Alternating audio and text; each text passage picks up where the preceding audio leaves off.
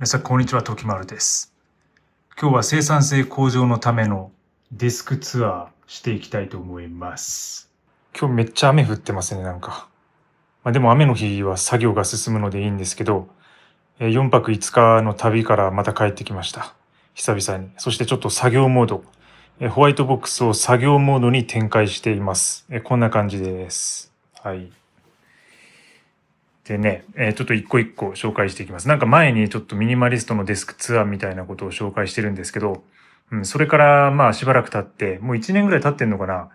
今年の初めぐらいだったと思うんですけど、で、それからいろいろその作業環境について考えてきて、で、この14平米かな、の部屋で、いかに快適に作業するかって感じで、ちょっとね、物をね、増やしてます、今回。で、いろんな大きなリプレイスがあるんで、そのあたりちょっと見ていきたいと思います。Here we go.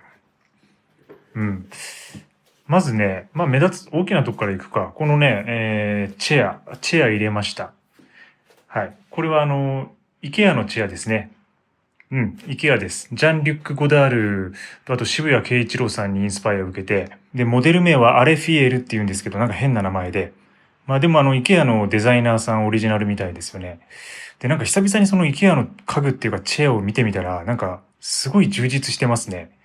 で、結構そのデザイナーズチェアみたいなところから、まあインスピレーションを受けていて、で、なんか作りが、まあそんな感じにはなってるんですけど、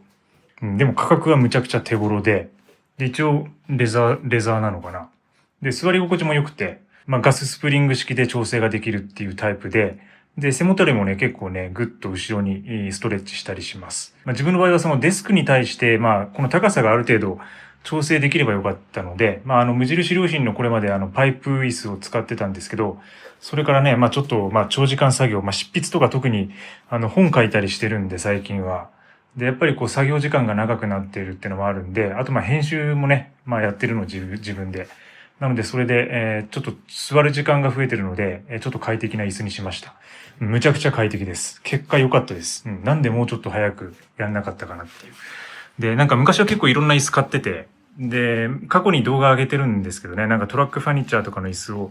なんか好きでね、使ってたりとか、あと仮木のチェアとかソファーとか、ああいうの使ってたんですけど、なんか気分的にはなんかこ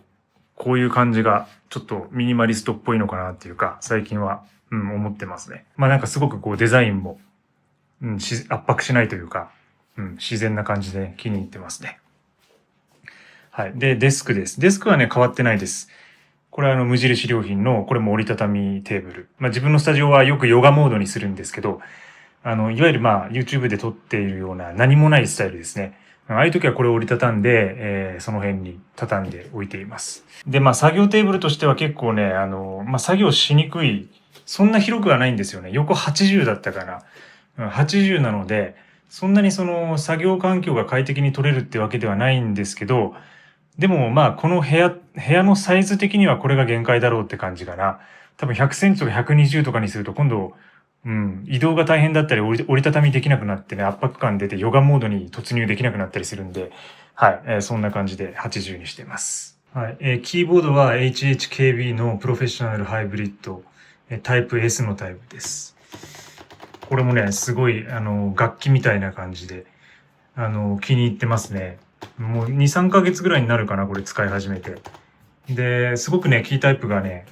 感触良くて、まあちょっと値段はするんですけど、でもなんか、ハードに使えて、で、ちょっとデザインもクラシカルで、なんかちょっとレトロのこうダサい感じがすごい気に入ってますね。で、僕の場合はそのタイピングのなんかこう感触とか音とかっていうよりかは、これ配列がね、HHKB 配列っていう配列になってるんですよ。で、コントロールキーがここにあったりとか、で、僕が使うソフトウェア、まあ、特に執筆の時に使っている Emacs とか、そういうものが結構このコントロールキーを対応したりとかするので、すごくこの配列が気に入ってます。で、この数字もね、届きやすくて、で、この矢印のバーとかもここに収納されてるんですよ。いわゆるその右とか左に行くようなコントロールキーがないんですよね。なんで、ショートカットでここをいじりながら、手を動かさずに操作できるっていうのが、で、その快適性に一回慣れてしまうとなかなか離れにくくなるっていう。で、まあ MacBook 大体外に持ち出してるんで、外に持ち出した時に、なんかこれに慣れてて、今ちょっと操作性のね、違いが出てるのがね、なかなか戻すのに時間かかったりするんですけど、それでもやっぱりホワイトボックスにいるときはこれで執筆した方が早いので、むちゃくちゃ早く書けるんで、これで作業するようにしています。で、プログラミングとかそういうちょっとコードの勉強の時なんかもすごいね、操作しやすいですね。で、Mac のキーボードがこんな感じなんですけど、意外とコンパクトなんですよね。ここにもう収まるぐらいの感じで、収まるサイズなんですけど、で、こういうだいたいこの上にバーとかがついてますけど、こういうのもないんで、ミニマルでこうシンプルなデザインっていうのもすごく気に入ってます。あとは MacBook です。はい。これはおなじみの MacBook で、ただ僕使ってる Mac が古いですね。結構これ。2020何年だ ?21 年か。古いです。でも壊れるまでこれは行こうかなと思ってます。M1 ですね。M1 のチップ使ってますね。はい。で、最近使ってる Emacs なんかをこれで操作しながら書いたりしています。で、MacBook を載せてるスタンドが、これも変わってないですね。12 South Curve っていうスタンド。で、これ折りたたみできるタイプで、結構ね、コンパクトになるんですよ。で、前回のデスクツアーで紹介してるんですけど、詳しくは。で、これで高さを上げることによって、視線が上がるので、作業の姿勢がものすごく楽になるっていう感じです。で、長時間作業できるようになるって感じです。ただ最近はこのキーボードを入れたおかげで、その家の作業環境と外の、モバイルでの作業環境が、そのまま持ち出すことは、できないので、これ持っていくとね、結構重くなるんで、もうほとんどね、持っていきません。なんでもうこれだけしか持っていかないんで、なんかこうディスプレイ足してもいいかなって思ってきてます。なんでもしかしたら、次回紹介するときには、ちょっとディスプレイを買い足すかもしれないですね。で、マウスはおなじみのApple のマジックマウスです。これ普通のマジックマウス。なんか、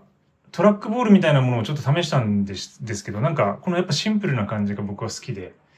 なんか昔ながらのっていうのか。で、ずっと別に壊れなくて問題もないので、これ使ってますね。で、あとはノートはいつものこのキャンパスノートと、ペンを使ってます。はい。ペンはペリカンですね。ペリカンのスーベレーンという。で、ノック式のこれボールペンのタイプです。で、中には、インクを、ゲルインク入れてますね、今。で、書く内容とか提出するものによっては、オフィシャルの油性インクを使ったりもするんですけど、基本はなんかこう、ぬるぬると書ける、サラサラと書ける、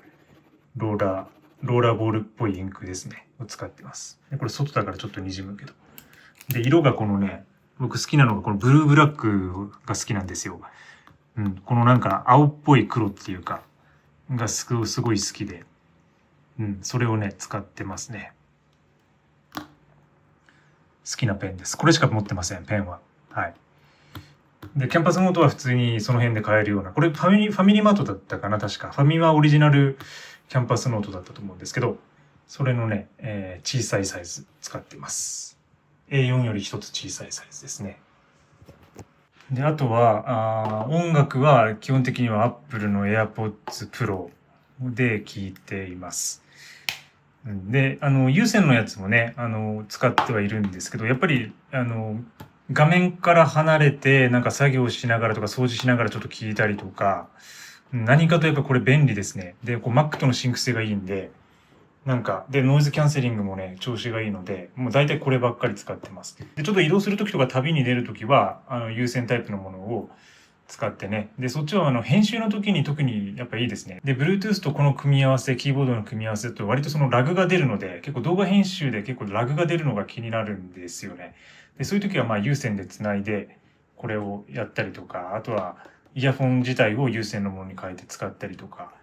してます。ただ私のそのホワイトボックスで作業するときは、音はもうこの Mac からスピーカーから出すんで、あまり使用するときはないんですけど、文章を書くときなんかはこれで耳閉じたりとか、たまに気分転換でゆるく音楽かけながら、ジャズとかテクノとか、なんかそういうのゆるいのかけながら、書いたりとか、作業したりとかします。そういう時に使ってます。で、これはサンディスクの SSD。で、2テラですね。自分が使ってるタイプは。で、これは完全に動画の作業用で、これをね、いくつか持ってます。はい。これまでのそのデータのストックだったりとかをもう一つぐらい持ってて、で、あとはもう、これ1台だけをその作業用として、使ってます。で、これは e インクリーダーですね。最近入れたんですけど、すごい調子良くて、ブックスという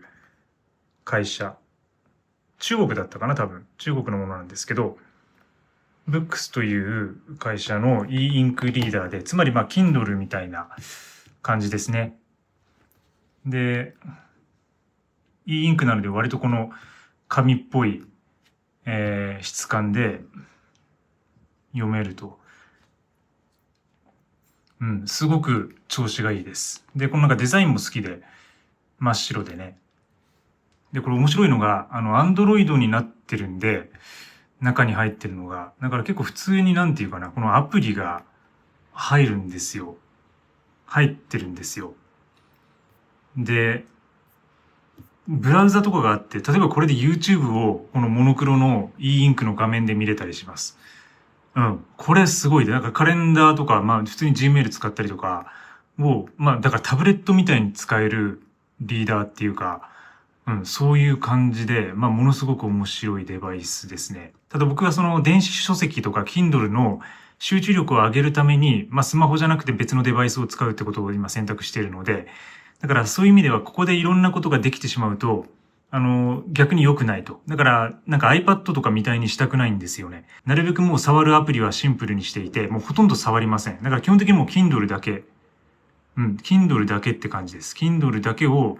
読むっていう風なマシンにしています。だからなるべくこれで作業はできるんだけど、そのブラウザとかは開かないようにして、もう完全に本として、書籍専用として扱うっていう風な感じですね。で、結構バックライトもついてたりして、明るいとことかでも見れたりとか、すごくね、調子がいいですね。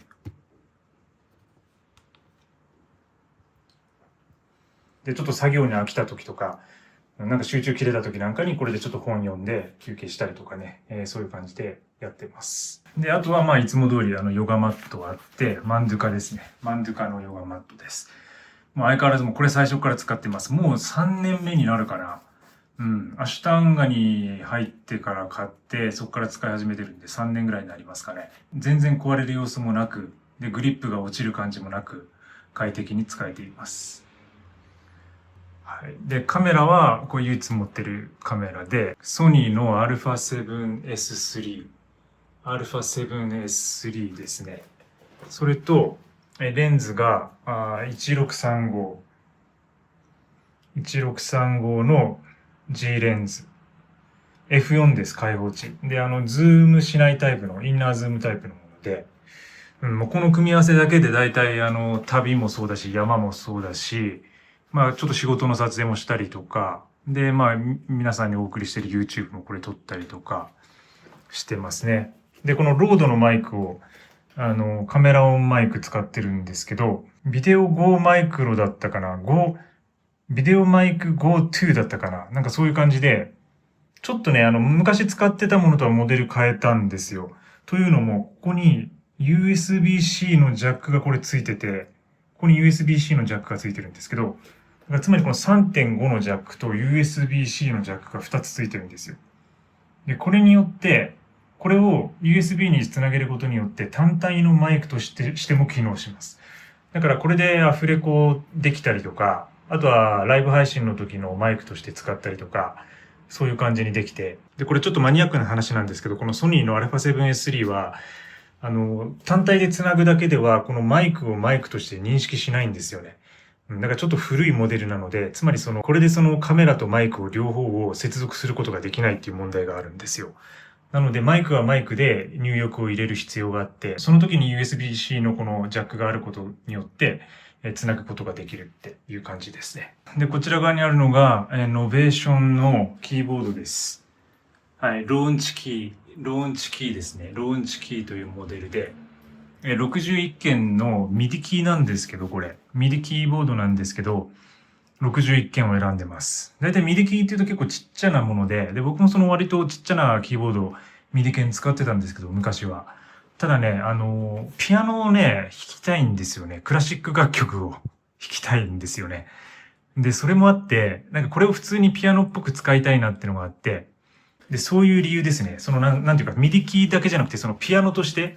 楽器として使いたいから、これに61件にわざわざしたって感じなんですよね。で、もちろんその打ち込み用のミディギーとしても使うんですけど、僕はこれで基本的に演奏の方をやりたいなと思っていて、今いろいろ練習してます。で、ウェイトはなんかこう、フルじゃないけど、まあ、セミウェイトと、なんか普通のライトウェイトの中間ぐらいの感じで、まあちょっとピアノよりは全然軽いんですけど、普通のミディ鍵みたいに、軽々しすぎないっていうのか、そういう感じのバランスになってますね。で、まあノベーションらしく、このなんかパッドがついてて、で結構ドラムとか、まあテクノの打ち込みみたいなものにも簡単に使えるし、で結構そのベロシティの調整とかもニュアンスが効いて、すごくいいコントローラーですね。なんか自分にはオーバースペックなぐらいの。で、コードとかも結構簡単に作れたりとか、割とね、いろんな機能が備わっています。まあ、ちょっとね、見た目はちょっとごついけどね、なんか全然ミニマルじゃないけど、まあ、このキーボードを、使うときは、このテーブルに置いて、で、このテーブルで、接続して PC から音出すみたいな、そんな感じで使っています。はい。で、バックパックはおなじみの、コンターですね。コンターの35ですね。35リットル。で、ここに今その山道具みたいなものを入れてて、で、旅行先帰ってきて、荷ほどきしてやったんですけど、ちょっと服とかも入れてたんですけどね。で、旅の時に持っていくのは基本的にこういう、PC と、で、このタブレットと、これぐらいかな。この辺ぐらいかな。で、ノートとペン、ノートはそんな持っていかないですけど、ペンは持ってきますね。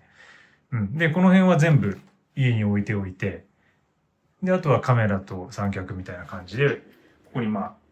出るときは詰めて、このバックパック一つで移動するみたいな、そんな感じです。はい。ということで、とてもざっくりでしたが、最近の私の生産性向上のためのデスクツアーでした。今だいたい週の半分ぐらいは外で作業してたりとか旅出てたりとかするんで、ちょっとシーズンっていうところもあるんですけど、で、なんとなく家で作業するときは、こういうセットアップで、作業したりしています。で、他にアップデートしたいところはいくつかはあるんですけど、大きなところで言うとディスプレイぐらいですかね、自分の中では。ただ僕はもうその13インチフリークみたいなところがあって、昔 iMac みたいなものも使ってたことはあるんですけど、基本的にやっぱり13インチぐらいが好きなんですよね。だからそんなに入れる必要はないかなとは思ってるんだけど、でもやっぱりその文章を書いたりコード書いたりみたいなところを、もう少しね、大きな画面とちょっと目に優しい感じの反射率が低いものがあれば、なんか快適になりそうだなと思って、で、ちょっとその辺をアップデートしようかなっていう風な感じです。で、ちょっとそれをアップデートできた時にはまた、デスクツアーしたいと思います。のでお楽しみに。今日も最後までご視聴いただきありがとうございます。チャンネル登録もぜひよろしくお願いします。また次の動画でお会いしましょう。チャウチャウ。カラスが鳴いてる。